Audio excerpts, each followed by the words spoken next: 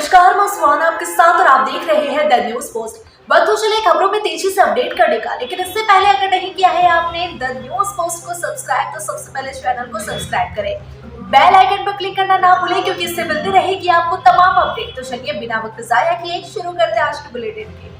आज शिवरात्रि है, हर तरफ शिव की आराधना में भक्त डूबे हैं। मंदिर शिवालय में अहले सुबह से ही भीड़ देखी जा रही है। सभी जगह पर भीड़ को देखते हुए सुरक्षा के भी व्यापक इंतजाम किए गए हैं। रांची के पहाड़ी मंदिर में भक्तों की लंबी कतार देखी जा रही है। भक्त सुबह 4 बजे से ही मंदिर पहुंचकर बाबा पर जलाभिषेक कर मनोकामना कर रहे हैं। द न्यूज पोस्ट की ओर से आप सभी दर्शकों को महाशिवरात्रि की शुभकामनाएं। महाशिवरात्रि के दिन 1994 से शिवरात्रि महोत्सव समिति द्वारा शिव बारात निकाली जाती रही है, लेकिन यह पहला मौका है जब इस बारात को झारखंड सरकार द्वारा निकाली जाएगी। पर्यटन विभाग द्वारा भव्य शिव बारात निकालने के लिए पूरी तैयारी पूरी कर ली गई है। शिव बारात महोत्सव समिति द्वारा धरती पर स्वर्ग उतारने की जी तोड़ मेहनत की जा रही है। वहीं जिला प्रशासन इसके सफल आयोजन को लेकर दिन रात एक की हुई है। खुद जिला उपायुक्त विशाल सागर इसकी लगातार निगरानी कर रहे हैं। सोमवार देर शाम उपायुक्त और शिवरात्रि महोत्सव समिति के अध्यक्ष अभिषेक झा द्वारा बारात रूट लाइन का जायजा लिया गया। मुख्यमंत्री मैया सम्मान योजना पर बड़ा अपडेट सामने आया है। योजना की राशि जल्द ही सभी बहनों बेटियों के खाते में पहुंच जाएगी। सदन में जब मंत्री दीपिका पांडे सिंह से इस बात पर सवाल किया गया तो उन्होंने जवाब दिया कि त्रुटि की वजह से पैसा नहीं गया था, लेकिन अब वह समय पर आ रहा है जब बेटियों के खाते में सीधे खटाखट पैसे जाएंगे। मंत्री दीपिका पांडे सिंह ने कहा कि एक साथ सभी बहन बेटी के खाते में योजना की 3 किस्त जाएगी। उन्होंने बताया कि होली या महिला दिवस के दिन राज्य सरकार सभी बेटी के खातों में पैसे भेज देगी। उन्होंने कहा कि जो वादा हेमंत सोरेन करते हैं उसको पूरा करने की हिम्मत भी रखते हैं। अपने वादों के मुताबिक उन्होंने पैसा 1000 से बढ़ाकर 2500 रुपए कर दिया। अब त्रुटि आई है उसे दूर कर फिर से पैसे सभी के खाते में भेजने का काम किया जाएगा। झारखंड में बालू की समस्या विकराल रूप लेती जा रही है। अब इस मुद्दे पर विपक्ष सदन के अंदर सरकार से सवाल पूछ रही है कि आखिर राज्य के लोगों को बालू कब मिलेगा। यहाँ तक कि एक विधायक ने सदन में कहा कि उन्हें 2 हाईवे बालू की जरूरत है, कोई दवा दे तो बड़ा एहसान हो जाएगा। रांची विधायक सीपी सिंह ने प्रश्नकाल में सवाल पूछा कि राज्य में बालू की किल्लत है, टेंडर नहीं हो रहा है, जनता परेशान है और कालाबाजारी जमकर हो रही है। आखिर इसका समाधान कैसे होगा। पिछली सरकार से सरकार में टेंडर की प्रक्रिया में कोई पहल नहीं की गई। एक ट्रैक्टर बालू के लिए लोगों को बिहार जाना पड़ता है। बिहार से राशि लाकर बालू बेचा जा रहा है जिसकी कीमत आसमान छू रही है। आखिर बालू की किल्लत को सरकार कब दूर करेगी। विधानसभा के बजट सत्र के दूसरे दिन विधानसभा के बाहर विपक्ष का जोरदार हंगामा देखने को मिला। जेपीएससी मैट्रिक पेपर लीक समेत विधि व्यवस्था के मुद्दों पर सरकार को घेरा गया। तमाम भाजपा आ चुके विधायकों ने नारेबाजी की। इस दौरान भाजपा विधायक नवीन जायसवाल ने कहा कि सरकार में कुछ भी नहीं हो सकता, मैट्रिक का पेपर लीक हो गया, इसकी सीबीआई जांच होगी तो सरकार में बैठे लोग चेहरे पर से नकाब उतरेगी। वहीं जेपीएससी अध्यक्ष नियुक्ति न कर छात्रों के भविष्य के साथ खिलवाड़ किया जा रहा है। वहीं जमशेदपुर पूर्वी विधायक पूर्णिमा दास साहू ने कहा कि राज्य सरकार में महिला छात्र युवा कोई भी सुरक्षित नहीं है। मैया सम्मान की राशि के नाम पर ढिंढोरा पीटा गया, लेकिन अब इसके सच्चाई सबके सामने है। सदन की कार्यवाही गुरुवार तक के लिए स्थगित कर दी गई है। कांग्रेस विधायक दल के नेता प्रदीप यादव ने सदन में राज्यपाल के अभिभाषण के धन्यवाद प्रस्ताव पर विपक्ष के सवाल का जवाब दिया। इसमें विपक्ष से सवाल किया गया है कि क्या राज्य के 56 लाख बेटी को मैया योजना दे रहे हैं, किसानों का लोन माफ कर रहे हैं, दूध का पैसा 5 रुपए अतिरिक्त दिया जा रहा है, क्या यह सब झूठ है। इसका जवाब विपक्ष को नहीं मिल रहा। विपक्ष को केंद्र सरकार से पूछे कि हमारे मजदूर को अमेरिका से हथकड़ी लगाकर क्यों भेजा। हमारी सरकार मजदूर के परिजन को हवाई जहाज से तेलंगाना भेजने का काम कर रही है। यह फर्क है भाजपा और इंडी की सरकार पे। हमारी सरकार मजदूरों की सरकार है और भाजपा की पूंजीपति की। मुख्यमंत्री आवास का नया भवन बनाने का काम किया जा रहा है, इस पर भाजपा ने सवाल उठाया है। भाजपा प्रदेश प्रवक्ता प्रतुल शाहदेव ने कहा कि मुख्यमंत्री हेमंत सोरेन से जानना चाहा कि हेरिटेज बिल्डिंग के रूप में चिन्हित पुराने मुख्यमंत्री आवास को क्यों ढहा दिया गया। भाजपा के प्रदेश प्रवक्ता प्रतुल शाहदेव ने कहा कि झारखंड में भी दिल्ली की तर्ज पर मुख्यमंत्री के लिए सभी सुख सुविधा से लैस शीश महल बनाए जाने की खबरें आ रही है। जिस राज्य में आदिवासी मूलवासियों को वो आवास एहसास तक नहीं मिलता, वहाँ इस फिजूल खर्ची का कारण क्या है? झारखंड सरकार के लाखों कर्मचारियों के लिए यह अच्छी खबर है। अब उन्हें कैशलेस इलाज करने के लिए सोचना नहीं पड़ेगा। 1 मार्च 2025 से हेमंत सरकार ने राज्य सरकार के अधीन काम करने वाले अधिकारी और कर्मियों के लिए स्वास्थ्य बीमा योजना लागू करने का निर्णय लिया है। इस संबंध में वित्त विभाग ने सूचना जारी कर दी है। राज्य कर्मियों के लिए स्वास्थ्य बीमा योजना लागू होने जा रही है। इसके लिए कर्मचारियों को अंशदान देना पड़ेगा। उन्हें अभी तक मिल रहे चिकित्सा भत्ता से राशि कटवानी पड़ेगी। राज्य कर्मियों को प्रति महीने 1000 रुपए चिकित्सा भत्ता के रूप में मिलता है। इसमें से 500 रुपए काट लिया जाएगा, लेकिन 500 रुपए मिलता रहेगा। वेतन से काटे गए 500 से ही प्रीमियम का भुगतान किया जाएगा। इसके लिए राज्य सरकार भी अपना अंशदान देगी। राज्य सरकार की यह पुरानी मांग थी कि उन्हें बीमा योजना का लाभ दिया जाए। इस योजना के तहत सरकारी कर्मी और उनके ऊपर आश्रित परिजन को कैशलेस चिकित्सा का लाभ निजी अस्पतालों में भी मिल पाएगा। बैंक से रुपए निकाल कर जा रहे बुजुर्ग से बाइक सवार बदमाशों ने दिन दहाड़े 1.5 लाख रुपए की छिनताई कर दी। इस घटना को बाइक से आए 2 नकाबपोश बदमाशों ने अंजाम दिया। आपको बता दें कि पलामू जिले के शहर थाना के पास लाल कोठा के समीप से बाइक सवार नकाबपोश अपराधियों ने 62 वर्षीय मधुसूदन नारायण पांडे से 1.5 लाख रुपए की छिनताई कर ली। इस घटना के बाद जिला मुख्यालय सिटी मेदिनी नगर के पुलिस लाइन रोड में शांतिपुरी निवासी मधुसूदन नारायण पांडे ने शहर थाना में प्राथमिकी दर्ज कराई है। शहर थाना प्रभारी देवव्रत पोद्दार ने कहा कि मधुसूदन नारायण पांडे 1.5 लाख रुपए की छिनताई संबंधित आवेदन दिया था। प्राथमिकी दर्ज होने के बाद जांच शुरू कर दी गई है। पलामू के हैदरनगर में एक महिला का शव संदिग्ध हालत में मिला है। महिला का पति विदेश में रहकर नौकरी करता है। घटना मंगलवार सुबह की बताई जा रही है। यहाँ पठान टोली निवासी इरफान खान के 28 वर्षीय पत्नी खुशबू का शव कमरे में फंदे से लटका मिला। शव देखते ही महिला के ससुराल वालों ने इसकी सूचना फौरन पुलिस को दी। खबर पाकर पुलिस ने शव को कब्जे में लेकर पोस्टमार्टम के लिए अनुमंडलीय अस्पताल हुसैनाबाद भेज दिया है। आपको बता दें कि खुशबू का पति इरफान फिलहाल विदेश में है और वहीं रहकर नौकरी करता है। इधर खुशबू के मायके वालों का आरोप है कि उसकी बेटी को ससुराल वालों ने मारकर फंदे से लटका दिया।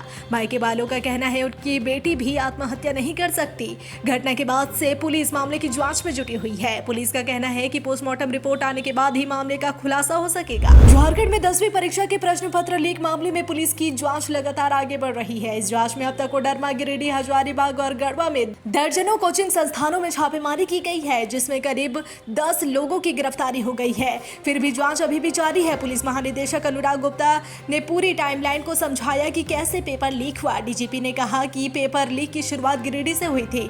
जब सील बंद पड़े पेपर जिले में जा रहा था तो गिरिडीह में एक व्यक्ति ने पेपर के सील को ब्लेड से काट कर निकाल ही लिया और उसके बाद उसकी जेरोक्स निकाली और फिर झारखंड में वायरल कर दिया। इसमें किंगपिन भी गिरफ्तारी हो चुकी है। पूछताछ जारी है, कई कड़ी इसमें और जुड़ सकती है। देवघर स्थित बाबा बैद्यनाथ धाम की अनेक विशेषताएं हैं जो अनेक तीर्थ स्थलों से इसे अलग बनाता है। ऐसा ही एक विशेषता है यहाँ स्थित सभी मंदिरों के ऊपर त्रिशूल की जगह पंचशूल का होना। जानकारों के अनुसार देश की सभी 12 ज्योतिर्लिंगों में सिर्फ बैद्यनाथ धाम में ही सभी मंदिरों के ऊपर पंचशूल है, जिसका शास्त्रों में भी वर्णन किया गया है। लंकापति रावण द्वारा यहाँ पंचशूल स्थापित की गई है। पंचशूल के बारे में बताया जाता है कि यहाँ कितनी भी बड़ी प्राकृतिक आपदा आने से भी मंदिर को कोई क्षति नहीं पहुंचेगी। किसी भी अस्त्र शस्त्र का भी इस पर कोई प्रभाव नहीं पड़ने वाला। यही कारण है कि बाबा मंदिर प्रांगण स्थित सभी मंदिरों में त्रिशूल की जगह पंचशूल स्थापित है। सभी मंदिरों के शिखर पर स्थापित पंचशूल को साल में एक ही दिन उतारा जाता है और यह अवसर होता है महाशिवरात्रि का। तेलंगाना में निर्माणाधीन श्री शैलम सुरंग में लगभग 14 किलोमीटर अंदर छत का एक हिस्सा अचानक धंस जाने से गुमला के 4 मजदूर करीब 85 घंटे से फंसे हुए हैं। इन्हें निकालने के लिए स्थानीय प्रशासन और एनडीआरएफ की टीम लगातार छुटी हुई है, लेकिन घटना के बाद से अब तक मजदूरों का कोई सुरंग नहीं मिल पाया है। इस हादसे के बाद कंपनी में काम कर रहे गुमला जिले के वासुदेव साहू, सुदामा साहू, निर्मल साहू, बुधराम साहू, फगुआ साहू, मधुसूदन साहू, महावीर उराव, घुरनगोप, कुंदन साहू, बिरिया उराव, विक्रम साहू, दिनेश साहू, अरुण साहू, सोनू साहू, इंद्रजीत साहू, प्रदीप साहू, विवेक साहू, शंकर साहू, मांडू राव और रामदास उराव सहित गुमला जिले के लगभग 150 मजदूर डरे हुए हैं। सूचना है कि मंगलवार की सुबह से उन्होंने काम करने से इनकार कर दिया। इन मजदूरों ने बताया कि कंपनी के अधिकारी उन्हें जबरन सुरंग के अंदर काम करने के लिए बाध्य कर रहे हैं। विरोध करने पर गाली गलौज और धमकी दी जा रही है। झारखंड एकेडमिक काउंसिल मैट्रिक परीक्षा के हिंदी और विज्ञान विषय के प्रश्न पत्र लीक मामले का लगभग खुलासा हो गया है। मंगलवार को गिरिडीह नगर थाना इलाके के न्यू बरगंडा से इस मामले में 6 छात्रों की गिरफ्तारी की गई है। कोडर में एसडीपीओ अनिल कुमार सिंह के नेतृत्व में काफी संख्या में पुलिस बल के जवान मंगलवार को अहले सुबह न्यू बरगंडा पहुंचे। यहाँ 2 घरों से 6 छात्रों को हिरासत में लिया गया, जिसमें मास्टरमाइंड भी शामिल है। सिमडेगा में उत्पाद विभाग और टाउन थाना की पुलिस ने मंगलवार की दोपहर बाद एक ट्रक अवैध शराब जब्त किया। बताया जा रहा है कि शराब गोवा से नेपाल जा रही थी।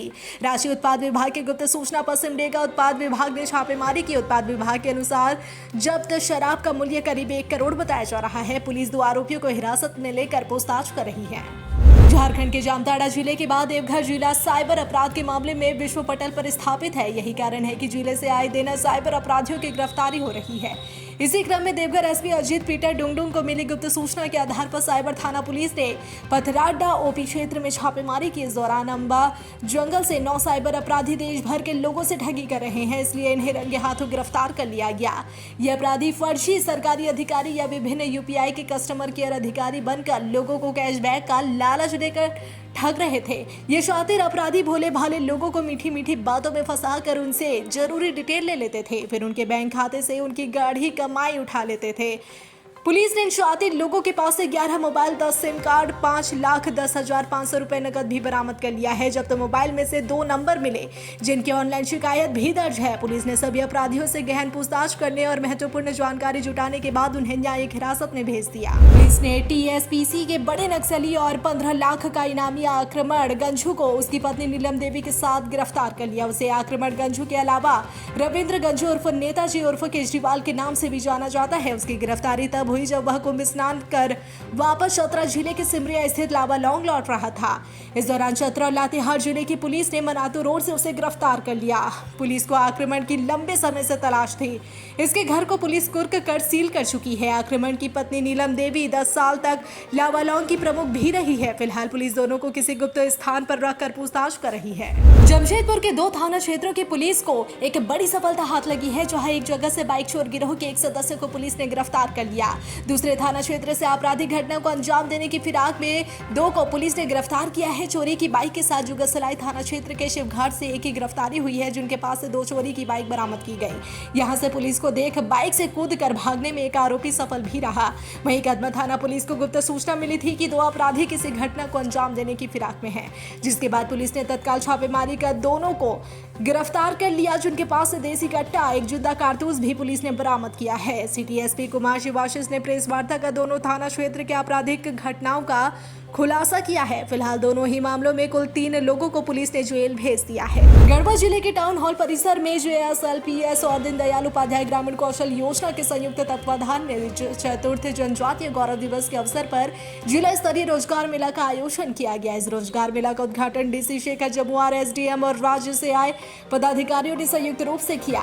इस रोजगार मेला कार्यक्रम में देश के विभिन्न राज्यों की 33 कंपनियों ने भाग लिया। इस अवसर पर जिले के सभी प्रखंडों के बेरोजगार युवक युवतियों ने बड़ी संख्या में भाग लिया। इस मौके पर विभिन्न कंपनियों में चयनित अभ्यर्थियों को रोजगार का प्रमाण पत्र दिया गया। वहीं बेहतर कार्य करने वाले कर्मियों को सम्मानित किया गया। पुलिस ने गुप्त सूचना के आधार पर मोहम्मदगंज थाना क्षेत्र के भीम चूल्हा के पास से 5 अपराधी नीरज चंद्रवंशी, अंकुश सिंह, विशाल चंद्रवंशी, सूरज कुमार, राजन पासवान को गिरफ्तार कर लिया है। गिरफ्तार 5 अपराधी पूर्व में भी जेल जा चुके हैं।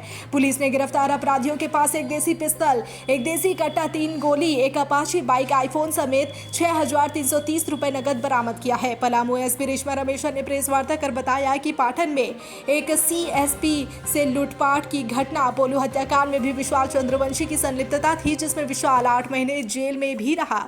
वहीं लेस्लीगंज थाना क्षेत्र से अपाची बाइक की चोरी की घटना, नवायजपुर थाना क्षेत्र से ज्वेलरी दुकान में लूटपाट की घटना समेत अन्य घटनाओं में गिरफ्तार 5 अपराधियों की संलिप्तता है। राज्य झारखंड का रहने वाला अपराधी को ओडिशा पुलिस ने वांटेड घोषित कर दिया। साथ ही उस पर 2 लाख रुपया का इनाम भी रखा गया है, क्योंकि पुलिस ने जिसे वांटेड घोषित किया है वह रांची के काके थाना क्षेत्र स्थित बाजवा टांड का रहने वाला बाबू सिंह उर्फ शहनवाज उर्फ सादाब खान है। हाई प्रोफाइल अपहरण मामले में पुलिस ने बाबू सिंह को वांटेड घोषित कर दिया। रांची के डोरंडा थाना की थाना प्रभारी दीपिका प्रसाद बनाई गई है। राजधानी रांची के कई थाना प्रभारियों को विभिन्न थानों का नौ प्रभार दिया गया है। जयदीप टोप्पो अब खलारी थाना का कमान संभालेंगे। रंजित कुमार सिन्हा को टाटी सिलवे थाना प्रभारी बनाया गया। मनोज कुमार को थाना प्रभारी नामकुम बनाया गया, जबकि रंजित कुमार को सदर थाना प्रभारी बनाया गया। अभय कुमार को थाना प्रभारी पिठौरिया, मनीष कुमार को थाना प्रभारी इटकी, वहीं अभिषेक कुमार को सुखदेव नगर थाना की जिम्मेदारी सौंपी गई है, जिसमें दीपिका प्रसाद, जो पूर्व में रांची की महिला थाना में थाना प्रभारी के रूप में अपना योगदान दे चुकी है और उस दौरान इनकी कार्य कुशलता और बहादुरी की चर्चा आम थी। उसके बाद चौतरा की महिला थाना प्रभारी रही, सीआईडी और सीआईडी साइबर थाना आदि जगहों पर अपना योगदान दे चुकी है। अब डोरंडा थाना की कमान संभालने के बाद दीपिका प्रसाद से उम्मीद की जा रही है कि इस थाना क्षेत्र में अपराध पर काबू होगा और पुलिस पब्लिक के बीच रिश्तों में मधुरता आएगी।